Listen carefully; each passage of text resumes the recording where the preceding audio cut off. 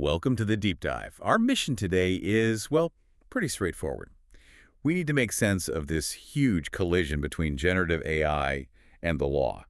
We've got a stack of really current, authoritative sources reports from the U.S. Copyright Office, some major federal court rulings, global stuff like the EU AI Act. And some deep analysis from places like Yale Law School. Exactly. And we're going to distill all of that down to the critical points you need to know right now. And what we're really looking at here isn't just one technical hiccup. It's more like a dual crisis for society. A dual crisis. How so? Well, AI is challenging two concepts that are, absolutely foundational. First, who gets credit for creation? That's the whole IP and copyright challenge. Right. And second, who is responsible when decisions are made?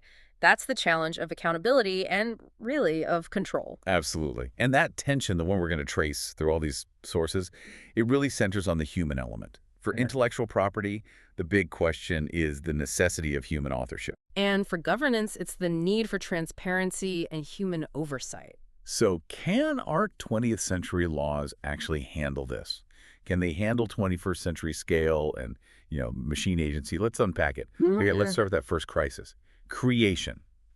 Intellectual property. If you, listening right now, use an AI image generator or a text generator to create something, who owns it? The Constitution. I mean, it goes back centuries, and it seems pretty clear you need a human, right? It's the absolute bedrock of our system. The Intellectual Property Clause, it grants rights exclusively to authors. And this isn't some, dusty old idea. It's still active. Very active. It was just confirmed recently in 2025. The D.C. Circuit Court, in that pivotal case, Thaler v. Perlmutter, they stated explicitly that an author must be a human being. So why is the law so stubborn about this? I mean, machines are obviously producing creative works. The U.S. Copyright Office really laid out the rationale here. They confirmed that purely AI-generated works just cannot get copyright protection. Okay, why? Because the whole point of copyright, the philosophy behind it, is to incentivize creation. And, as the Copyright Office put it so well, machines do not need incentives to create. That is the ultimate legal sticking point, isn't it? Copyright is a human tool for human effort. If there's no human effort in the final output, the incentive system just collapses. Precisely. And this gets us to the most common defense you hear from AI users, which is about prompt engineering. Right. If I spend hours crafting this perfect 50-word prompt with specific styles, moods, content, surely that effort makes me the author. It feels like it should, doesn't it? It feels like you're directing something. Like a film director or briefing a designer. But the Copyright Office, they disagree. Their January 2025 report made it clear that prompts alone, it doesn't matter how complex they are, how many times you try, they just don't give you enough human control over the final expressive elements to count as authorship. The prompt points the way, but the machine is still making the creative choices. So how do we draw the line? I mean, what's the real difference between a tool I control, like, Photoshop, and a generative AI? It all comes down to predictability and control. If you use a digital paintbrush in Photoshop, you control every single stroke, every color. Right. I'm making all the expressive choices. Exactly. With current generative AI, it's often a black box. You can put the same prompt in 5 times and get 5 wildly different expressive results. Because the underlying model is making the key decisions. The machine, not the human, is determining the actual expression. So, to put a finer point on it, Yeah. if I use AI to generate an image, the only way I can get a copyright is if I then go in and significantly change it myself. That's right. The protection would only cover the perceptible human-authored parts you add. So you take the AI image, and then you spend hours manually painting over it, or adding original text. Or arranging a series of them in a creative way. Or that, yes. Applying sufficient creative selection. The courts and the Copyright Office are being very firm on this. The creative spark has to come from a human hand. Okay, so if human authorship is a dead end for the creation itself, let's turn to the other massive legal risk for these AI companies. Training their models on existing copyrighted work. This is the fair use minefield, and it has huge financial consequences. It's absolutely massive. I mean, these companies are scooping up billions of data points, images, books, articles to train their systems. And the Copyright Office's report from May 2025 confirmed that this training process involves multiple separate acts of reproduction. So collecting the data, curating it, the actual training. And even just saving the model weights. All of those acts require either permission or a valid fair use defense. Okay, fair use. That's the famous 4-factor test. In the AI context, which factors are the ones that really matter? It really boils down to factors 1 and 4, the purpose and character of a use, and the effect on the potential market for the original work. Right. Now, here's the initial good news for the AI developers. The Copyright Office generally thinks that the training process is often transformative. And why is that? Because you're converting this huge raw collection of works into a statistical model that then generates something brand new. That technical conversion, it scores pretty well under factor 1. But the courts are still sort of stuck between a rock and a hard place. We saw that with those two big conflicting decisions out of Northern California in June of 2025. It absolutely highlights the complexity. In one case, Bartz v. Anthropic, the judge found the training used to be exceedingly transformative. So a big win for factor 1. Okay. But then in Cadre v. Meta, a different judge, Judge Chebria, he granted summary judgment to Meta. Not because training was fine, but because the plaintiffs just failed to show any meaningful evidence of market harm. So that's factor 4. That's factor 4. But how can something be exceedingly transformative on one hand, but still be, as Judge Chebria warned, likely illegal? And that is a critical legal nuance here. Fair use is a balancing act. Even if the training process is transformative, the whole claim can fall apart if the output of that model directly harms the market for the originals. Judge Chebria called it an unprecedented challenge because this tech can just flood the market with competing works. The danger of substitution.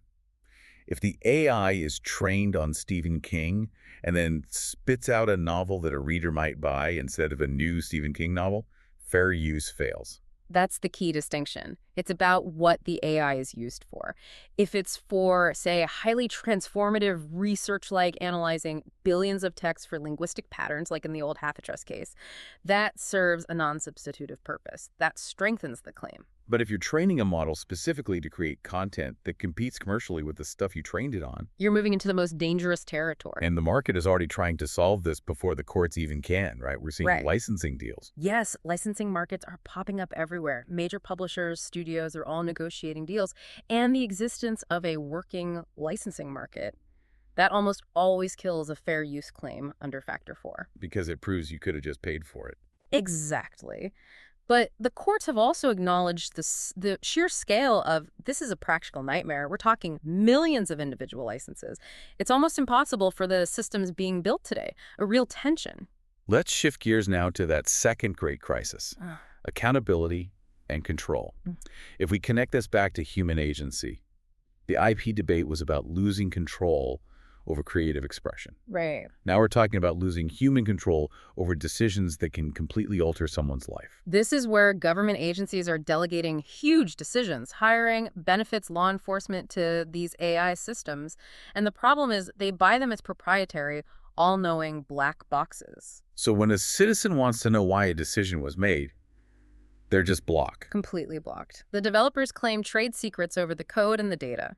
This makes our traditional tools for oversight, like the Freedom of Information Act, or FOIA, Useless. pretty much useless, yeah. It's designed for transparency into government action, but it can't crack open a proprietary algorithm. And this isn't just a theory, right? The sources show this is feeling right now. Oh, absolutely. There was a Connecticut study that looked at FOIA requests. It confirmed that the existing laws are just not sufficient. Agencies weren't just failing to produce documents on bias or effectiveness. They didn't even have them. Often no. The agencies themselves didn't know how the algorithms work. They just trusted the vendor's own self-assessment. That failure to govern, that's what leads directly to amplifying the inequalities we already have. Let's talk about predictive policing. Criminal justice algorithms are a perfect example of what Yale Law calls the runaway feedback loop. A runaway feedback loop. Explain that. Okay, so these systems are trained on historical data, specifically past arrest records. We know past policing was racially biased, so the algorithm just learns that bias. And replicates it.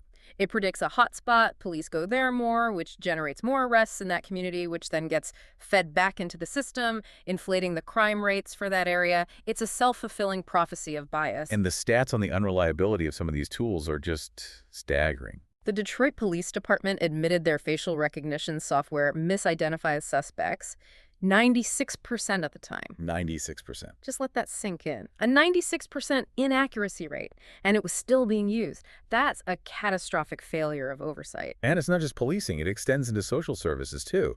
The Allegheny Family Screening Tool, AFFT, which is supposed to flag high-risk child welfare cases. Right. That tool ended up having a huge bias against the poor Oh. because it relies heavily on poverty-related data like if a family gets Medicaid or food stamps.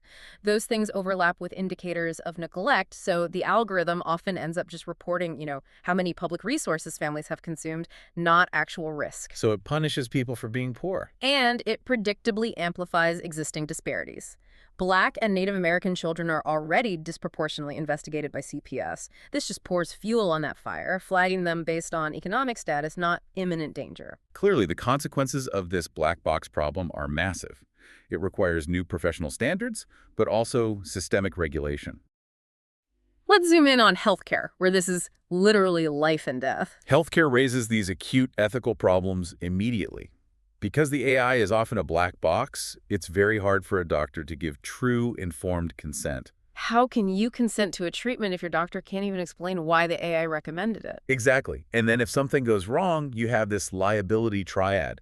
Who's on the hook? Who absorbs the risk? You've got three lenses: physician liability, institutional liability, the hospital and developer liability. Right now, the burden is still mostly on the physician to use their own clinical judgment. So you can't just say, the AI told me to do it. That is not a legal defense, no. The professional mandate is clear. AI has to augment judgment, not replace it. So what's the best practice for doctors right now? Meticulous documentation. Noting exactly what role the AI played in the decision-making process is absolutely crucial for mitigating that liability risk. Okay, so let's zoom out to the systemic level. We've got the EU AI Act setting a global precedent, and that contrasts pretty sharply with the more decentralized approach in the U.S. The EU AI Act, which went into force in August 2024, is huge because it uses a risk-based framework. The rules you have to follow depend on how risky your AI system is. So a high-risk system has more obligations. Way more. General-purpose AI models that pose a systemic risk have to go through extra evaluation, adversarial testing, things like that. I'm connecting this all the way back to our IP discussion. The EU Act requires something the U.S. is still just debating, isn't it?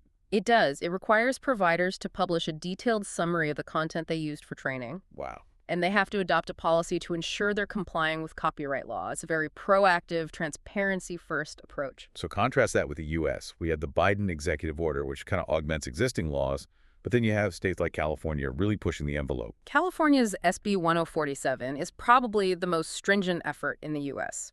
It's heavily focused on safety for the most high-impact models. And what does it demand? To force open those black boxes, it mandates annual third-party audits starting in 2026. And crucially, it has a 72-hour reporting requirement for any AI safety incidents from those models. That mandatory external auditing and rapid reporting, that's a huge attempt to impose the human oversight that's been missing. It forces a level of responsibility that trade secrets currently let companies avoid. So after all this, what does it all mean for you, the listener? We've seen courts just struggling to fit these old analog concepts like human authorship onto this new digital scale. And we've seen governments struggling to impose human oversight on these algorithmic black boxes that are right now just automating inequality. The legal and ethical frameworks they're completely in flux. Absolutely. The sources all underscore that we are a long way from legal certainty. And we desperately need international coordination to harmonize the rules because this technology doesn't respect borders.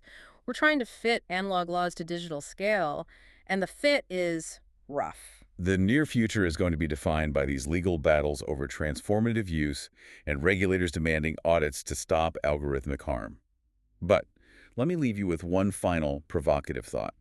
Something beyond copyright and bias. Go on. This is where it gets really philosophical. The analysis from Yale Law and even the Copyright Office recommendations, they both pointed to an urgent need for new laws. Specifically, laws to protect people from the knowing distribution of unauthorized digital replicas of themselves. Deep fakes, synthetic voices, all of it. All of it.